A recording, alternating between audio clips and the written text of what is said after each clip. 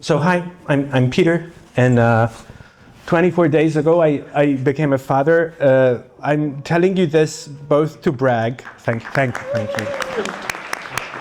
I was not the effort. Most of the effort is not me, and then, but also to tell you that I'm like sleep deprived, and this is just a hedge.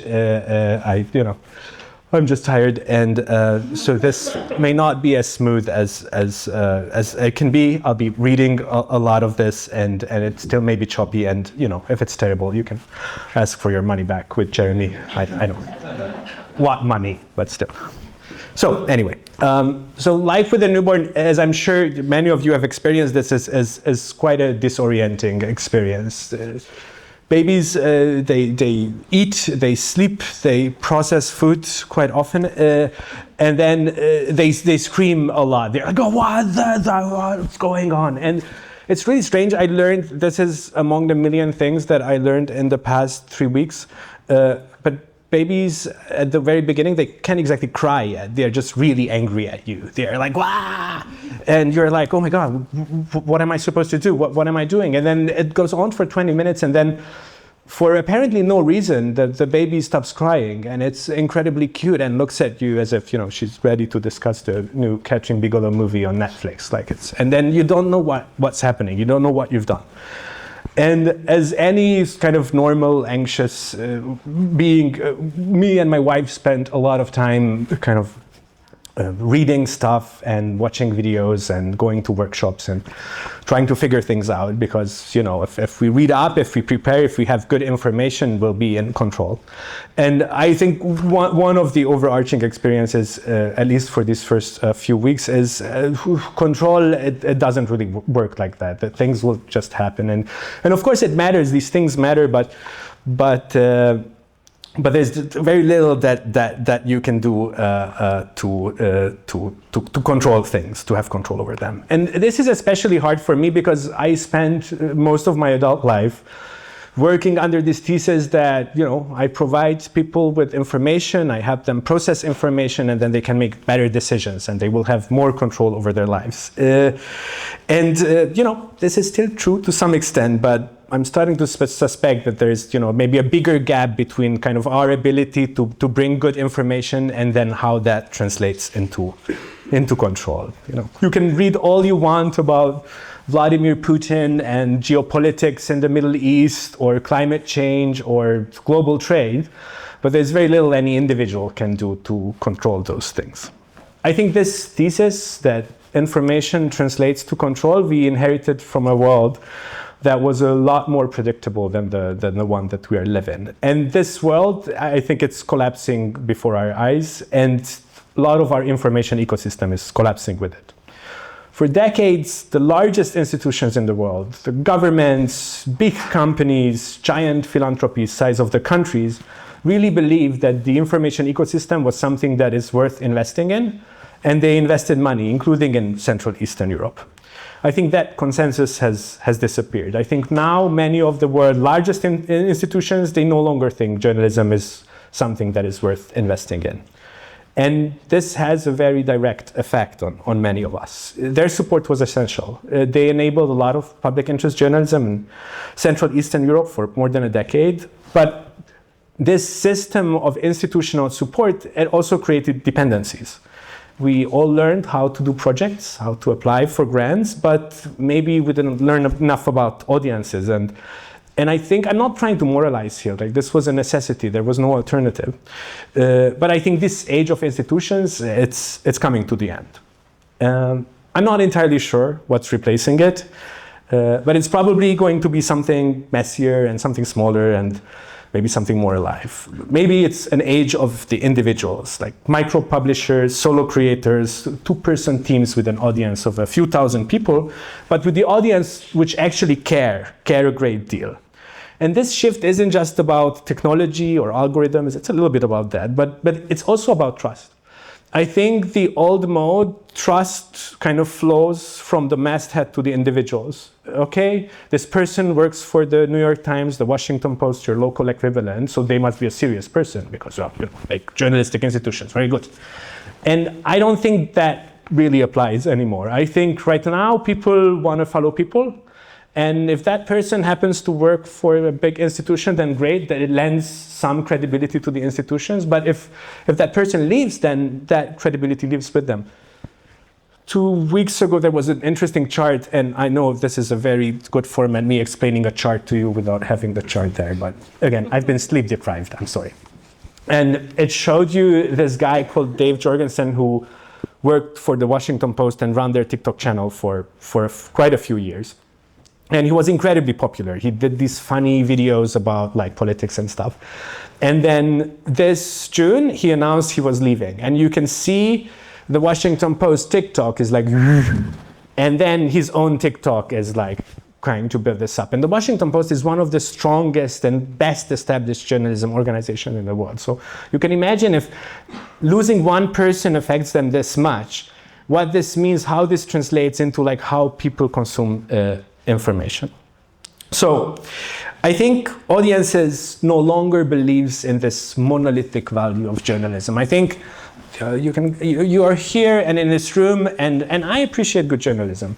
But I think you telling someone you're a journalist, I don't think that has quite the same ring as used to have. I think people believe in people. They follow people that they know or they feel like they know, and they support people who are useful for them and who make them feel something. And I think this is where solutions-oriented newsrooms, you actually have an advantage. You already start from a human scale. You start with people's problems and not abstractions. With questions like what's working, what could help, and not just like who's to blame. And that instinct to be constructive, to be of use, I think that is what a lot of large institutions in the world are losing and what many of the audiences are craving. Journalism, a lot of journalism still carries this old moralizing vocabulary. We tell ourselves we serve society, it's for democracy, for the public good. I have a cape at home that it works great. And all of this may be true and in theory, but these things are incredibly abstract. And honestly, I don't think they are very helpful. I think society doesn't read your newsletter. Like the public don't listen to your podcast. I think democracy is not going to give you €5 for your little thing that you're doing. People will. Real individual human beings with their messy lives and limited times and their own hierarchies of need that may not line up with what journalism school tells about what's important. They're not looking for journalism to save the world. And I think they're looking for journalism that can help them to live in the world that they have. I think they are not looking for people to tell them what's important. This is important. You should care about this. You should eat your broccoli. It's very important for you. I think people are looking for journalism that gives them information about the things that is already important for them. And so I think journalism becomes sustainable when it serves someone and not society, when it's useful, when it makes someone's day a little clearer, where choice is a little smarter, where their community is a little easier to navigate. And I think through these things, yes, there is a benefit to society, but it shouldn't be optimized for this abstraction of society. Meaningful utility for a small group of people is a lot better than marginal benefit for hundreds of thousands. Utility creates value, and then this value is the thing that creates the willingness to pay, or at least the willingness to stay. And I know this sounds a little bit transactional, but I think it's not. I think service is the most sincere form of service, because you want to really help someone. And we have to prove that our work actually matters in the lives of people and not just in grant reports. So I think that the question shouldn't be how do we strengthen democracy or society or so forth. And it should be really simple, like whose life gets better because we exist, because of our work. So some newsrooms in this room, and Katarina and I had versions of this conversation before. But some newsrooms everywhere, they have, I think, a very strange relationship with money, and which I find hard to understand. I'm very much in favor of having money. I'm pro money. I know it's a controversial position, but still. And yeah, I'm sorry. We can have. I'm pro having your money. But I think there's many conversation that there's like embarrassment about this topic, and it's like if money is somehow tainting the purity of journalism, like there's like something to apologize for, and some of it is in the language. We are not commercial, we are non-profit, we are independent. And don't get me wrong, these things are all perfectly fine things to be, but I think often they are like proxy, they are a way of saying like, we're not like those people who are actually sell things. And I think money is not dirty. I think money is proof of value.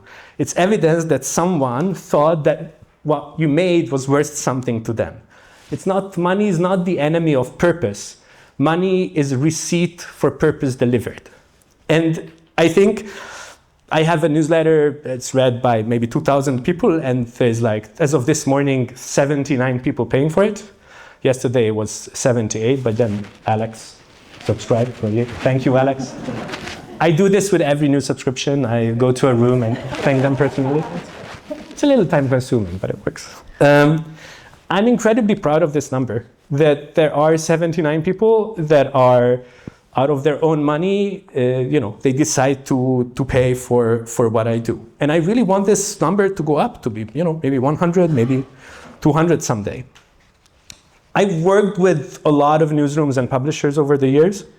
And I think the difference between the ones that grow and the ones that are maybe struggling is that in the successful ones, there is someone inside the organization who gets a kick out of making money. Someone who looks at a product or something and says, can we charge €5 for this somehow? And then goes on and tries it.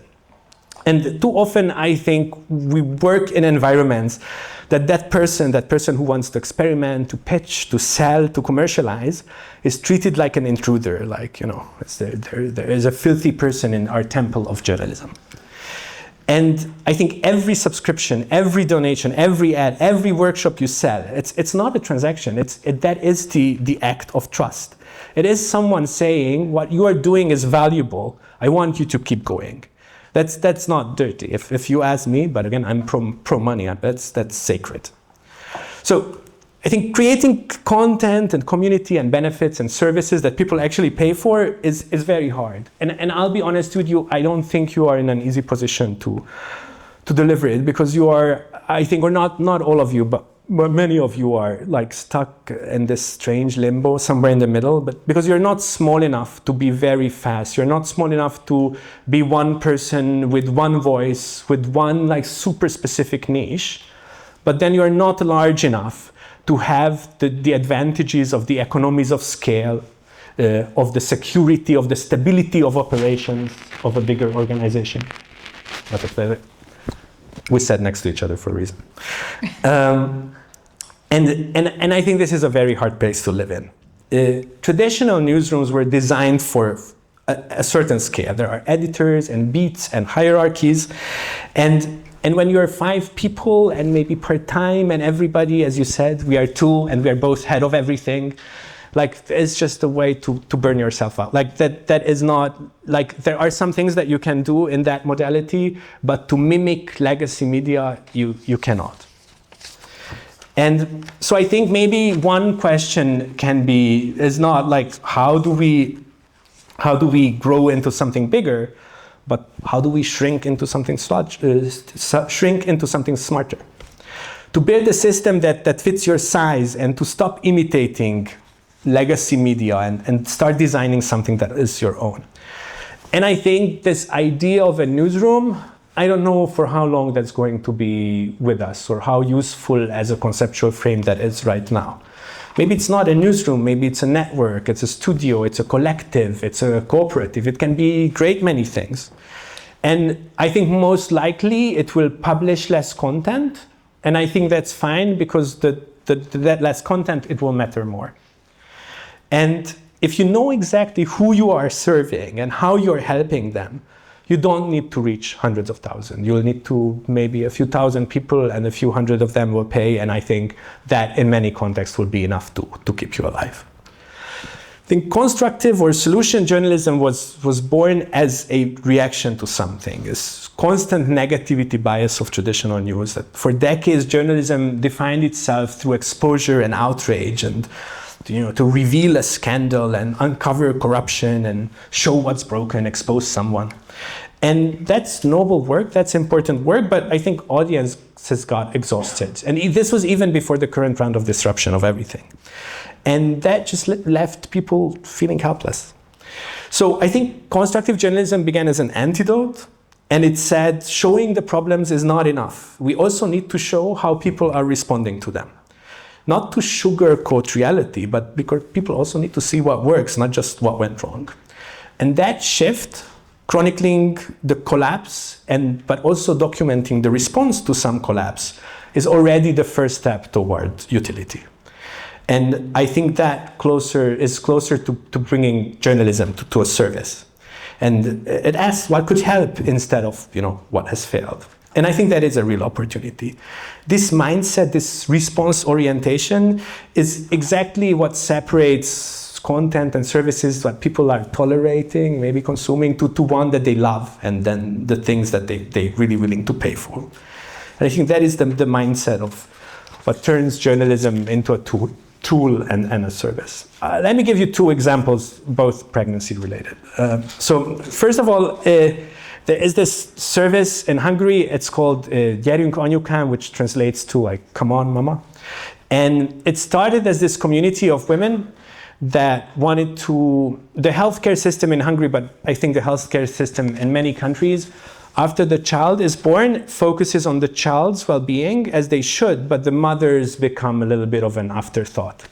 And so this community was born, women who gave birth, who wanted to take care of their bodies and heal and wanted to pay more attention to themselves. But over time, this exercise community of women became an information service for mothers that had shared this feeling. And now they offer various services. And my wife and I, we enrolled in one of their courses. It's 4 videos. It's for the last trimester. It's every week 4 videos. It's about pregnancy and delivery and breastfeeding and life with an infant. And it's really sequenced to match the rhythm of the last trimester. And it's paid. You have to pay to get access. And it's incredibly useful. Now, I think the people behind this, they don't think of themselves as journalists. I don't think that the world thinks of them as a journalist. But I think this is one of the most effective information products that I've ever seen. It meets a real urgent need exactly at the right moment. It's relevant, it's actionable, it's emotionally intelligent, and it's paid. And I think people pay for it gladly because it's useful. The second example, it's not even a service, it's this spreadsheet. So as I learned, in our social circle, there is a Google document that women pass around when they reach the final stage of the pregnancy.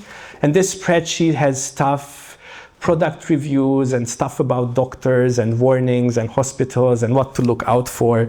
And it's recommendation. It's collective, it's a lived knowledge that makes you feel somewhat less alone in a time that is very chaotic. And it's continually updated by this. You get it and then you use it and then you kind of update it and you give your own thing to it. And again, this is not journalism by the textbook definition, but it is, again, a super useful information product that serves their audience a lot better than many professional media outlets ever could. I think what connects these examples is their empathy and specificity. They start with a real person and what their problem is, and then work from there. They solve for something. Now imagine combining that practical utility with journalism values of verification and fairness and accountability and transparency. Imagine work that is as responsive and as human as these communities, but as rigorous as a newsroom. I think that is maybe something that journalism can become, not just stories about solutions, but solutions themselves. Information products that work for individuals while serving the public interest. Journalism that people don't just respect in abstract, but actually use. I think this utility is impact, and being genuinely useful is how journalism will earn its relevance back, if it will ever earn its relevance back. Small does not mean insignificant. And again, I'm speaking from recent lived experience when I tell you that serving one person can be more transformative than broadcasting to hundreds of thousands of people. Attention and care doesn't scale infinitely, and maybe it shouldn't. When the baby arrived, our world kind of shrank to a few square meters, a crib, a couch, half-eaten sandwich smeared against a blanket somewhere. And it's a very small space, but everything suddenly matters more. Every tiny signal, every movement, every sound, it carries meaning. And life got smaller, but its resolution got a lot sharper. Some of this may be happening to journalism too. We keep thinking that our goal is to scale more and more people, donors, clicks, stories. But maybe our task is just to see our audience in a higher resolution. Maybe sustainability comes not from expansion, but from precision. Knowing exactly who you serve and what they need and why they're coming back. To me, solutions journalism was always about this instinct to look closely, to pay attention, to ask what is working here and why. What gives me hopes for this moment? Because in a time when institutions are collapsing, and these institutions are collapsing not just in journalism, but in every kind of part of society, and everyone feels a little powerless, what people need are examples of agency and care and of examples of things that are still working. So yes, the age of institutions might be ending, money is scarce, the landscape is messy and unfair, and maybe this new age, this is where journalism finally discovers that what it's always meant to do is to help people make sense of their lives, to remind them that they are not alone, and to offer them that actually helps them. Thank you.